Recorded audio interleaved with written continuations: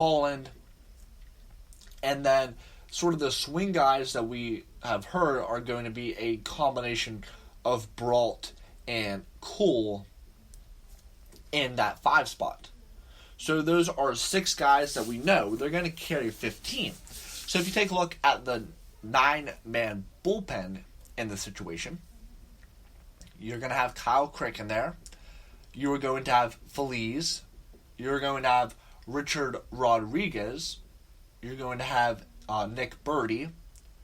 You're going to have Robbie Erlin. So at this point, we're at 1, 2, 3, 4, and 5. We have 4 spots left in this bullpen. Crick, Feliz, Richrod, Birdie, and Erlin. We'll pencil Clay Holmes in there as well.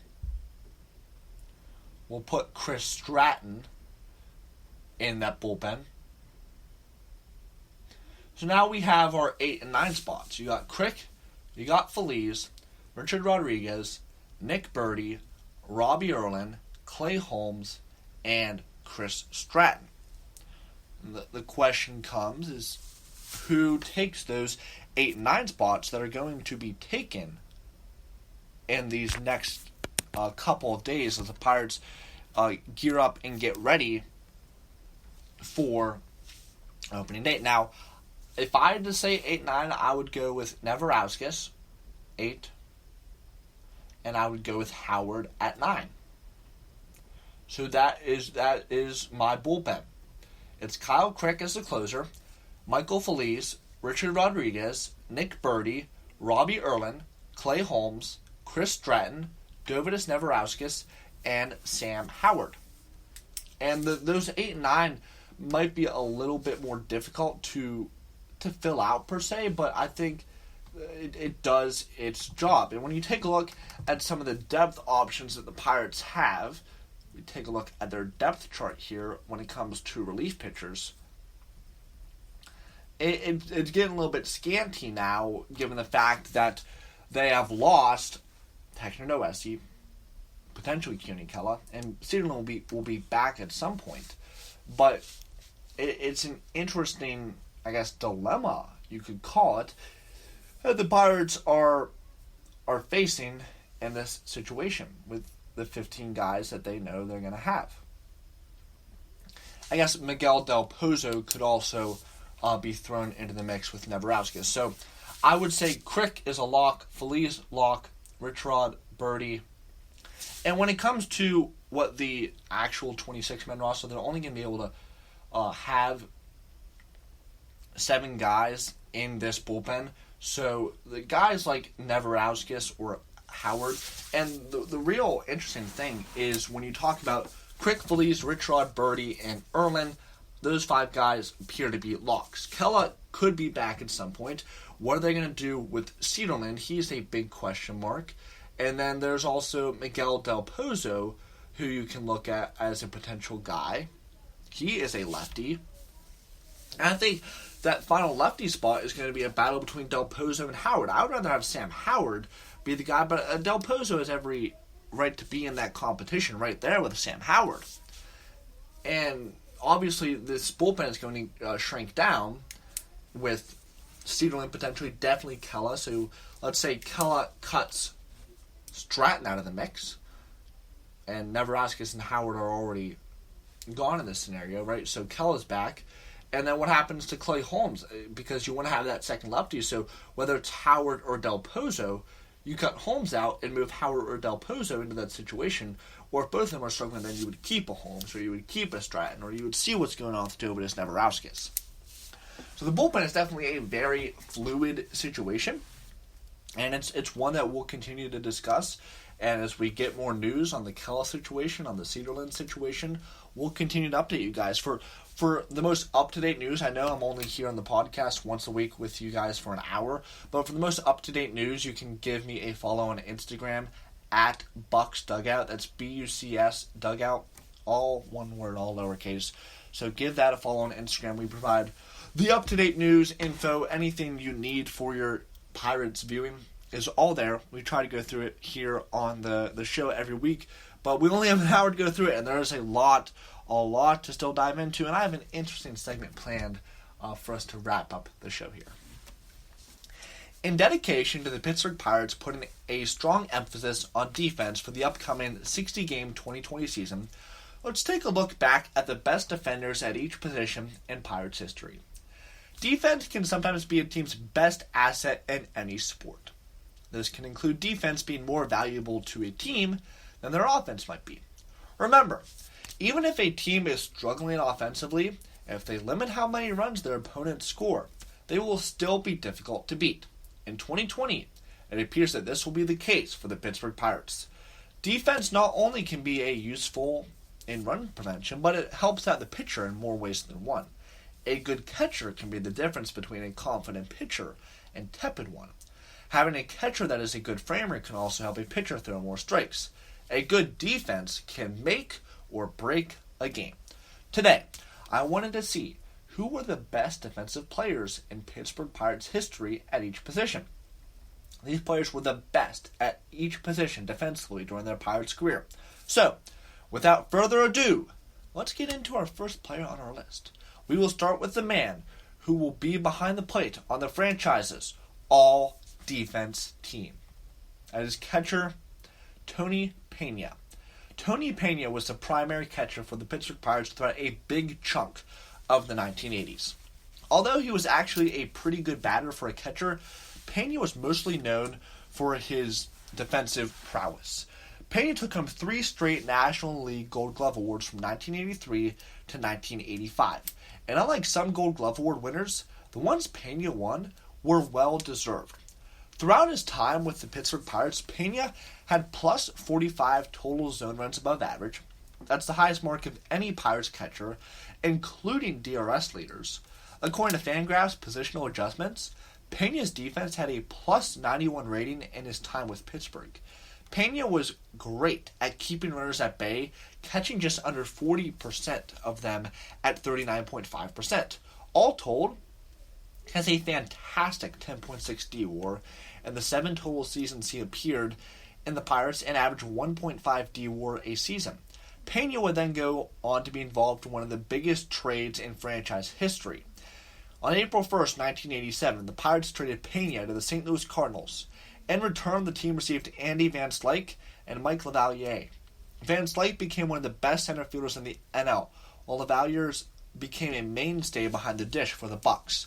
Both players went on to play a big role in the team winning 3 consecutive division championships from 1990 to 1992. First baseman, Sid Bream. The man who sent the Pittsburgh Pirates into a downward spiral for 20 years was also one of, if not their best defender at first base of all time. Sid Bream was acquired by the Pittsburgh Pirates in 1985 and became their full-time first baseman from 1986 to 1990. Despite never winning a Gold Glove Award, Bream was an outstanding defender at first base. He wasn't your typical all-bat, little-to-no-glove first baseman, having a 770 OPS, never hitting 20 home runs with the Pirates, but his defense was very good. Bream had a plus 35 total zone runs above average across 4,832 and 2/3 innings at first base. That's the second most by any Pirates first baseman, only surpassed by Jake Beckley at plus 46. However, Beckley played in an era when Fangraphs doesn't even know for sure how many innings he played at first base. He averaged about 7 total zone runs for a season and posted double digits in the stat twice. He fell just short of making it 4 seasons in 1987 when he had 9 total zone runs.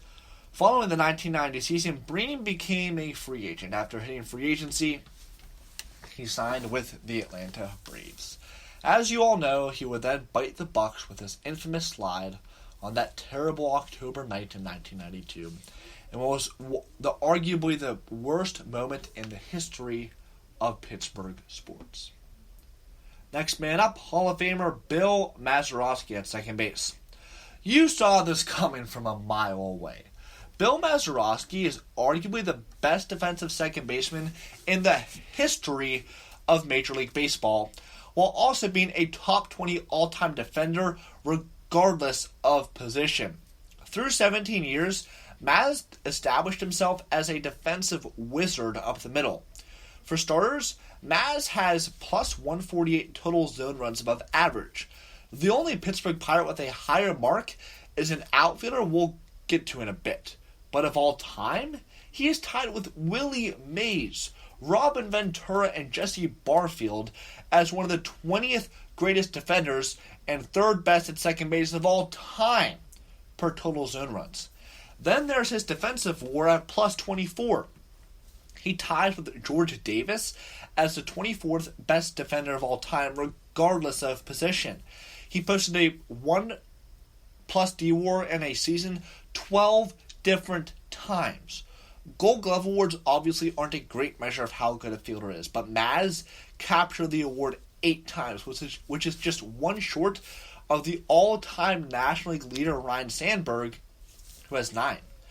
In addition to being arguably the greatest defensive second baseman in MLB history, Maz also hit the greatest home run in MLB history.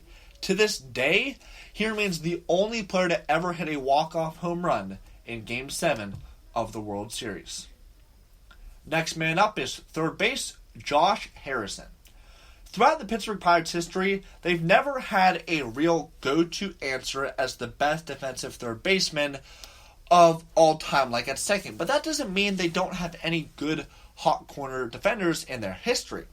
And it was honestly quite tough as it came down to 3 players. But somebody had to go here, and I chose Josh Harrison. Now, yes, Harrison played all sorts of different positions with the Pirates. He even has more innings at the keystone than the hot corner, but he was a much better defender at third than second. Throughout the 1,858 and 2/3 innings he played at third, Harrison had plus 22 defensive runs saved, the franchise leader at third, a 10.5 UZR, and 8.6 range runs above average. Harrison is the second highest Fangraphs positional defensive rating at third base for the Pirates at plus 13.6. Harrison may never have qualified for a Gold Glove award, but he was an excellent defender at third base. The 2 other names that came down to was Freddie Sanchez and David Freese. Both made a very compelling case to be there instead of Harrison, but Sanchez had way less innings at third than Harrison, and Freese was a similar defender to Harrison, but Harrison had a well-beaten DRS 8-22. Next up at shortstop, one of the best to ever do it, shortstop Jack Wilson. It might be a bit questionable to put Jack Wilson here over someone like Honus Wagner, but Jack Wilson might honestly be a top 5 shortstop defender of all time. Let me explain why. Jack Wilson has plus 116 defensive runs saved.